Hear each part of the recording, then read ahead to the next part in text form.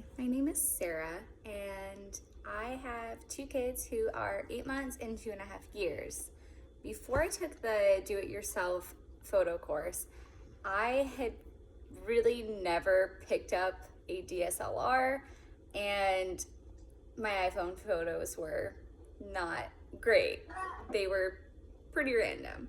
Um, but I chose Jesse's course just because I really, really love her heart for helping moms. I had been following her on Instagram, and she'd already shared so many helpful tips that I was kind of hooked, and I just really wanted to learn more because I wanted to capture moments with my children. Ever since taking her course, it's just boosted my confidence so much because she gives out so many good tools on how to do everything, but she does it in a way that's just super encouraging for a mom. So it definitely gave me so much more confidence, and I am able to take photos of my kids and my family, and it has just been amazing because I've been able to capture all of the moments that I want to capture without having to constantly hire someone to do that.